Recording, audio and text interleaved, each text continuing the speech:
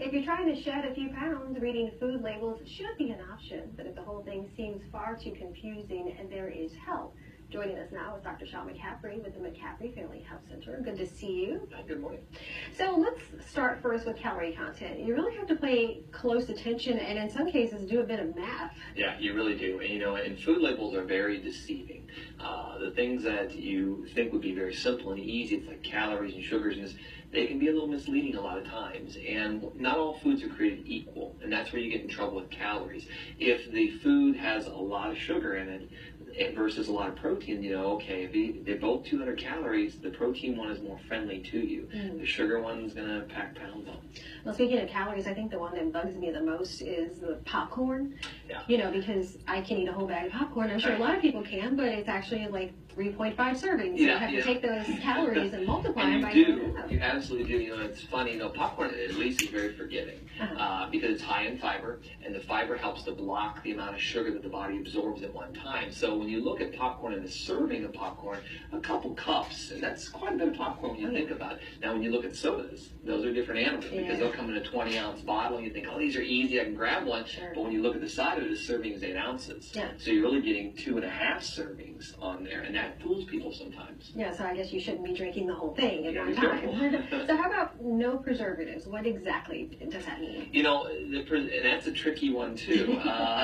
Is it no preservatives at all? Is it natural preservatives? Anything that preserves something or makes it last longer, it's for shelf life, has a tendency then to interfere with digestion a little bit. And so when you see things that have preservatives in them, they're designed to make things last longer so they don't rot and spoil. The no preservatives label is supposed to be saying, hey, this is fine, there's nothing in it. Well, the only thing that's not going to have a preservative in it that's not man-made is a fruit or maybe meat or something of that nature that you get fresh. If it's in a box, a can, a package of any kind, it has some form of preservative in it. They can just kind of tweak the labeling a little bit.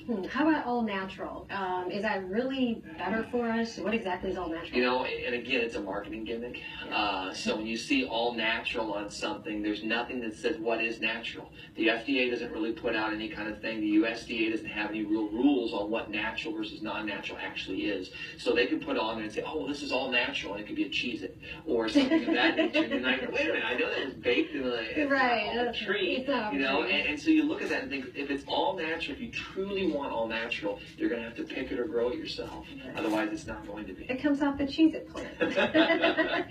So how about foods labeled no sugar? I know sugar gets a real bad rap, and even some sugar substitutes, especially aspartame. It does. And the thing with the sugars is that it's a little misleading. There's an article that just came out recently comparing sugars to a lot of the cancers that we develop, because we know it's very hard on the immune system and it excites the body. Give it to a little kid a pixie stick and watch him run around the house. So when you look at that and you see the no sugar thing, again, it's misleading because it may have no table sugar in it, but it could have a concentrate of pear juice. It could have maltose or maltodextrin or something of that you don't recognize as a sugar, but they actually are. High fructose corn syrup is a sugar, and they wouldn't have to label that as, oh, it's got sugar in it. So you got to be very, very careful with that. Again, you go back to real food, you don't have to worry about it. When you get into all the processed stuff, that's when you get into trouble. Like fruit, it has natural sugar in it. It does. It does. It contains natural sugar. There's nothing added to it.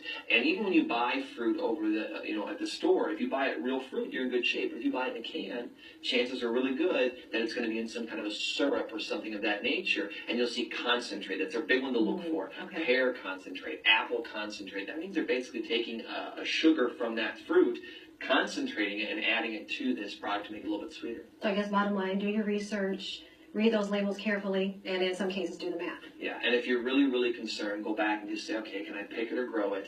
Is it something that's real? And that'll avoid all of that. All right, sounds good. Dr. McCaffrey, as always, thanks so much for being here. Thank you.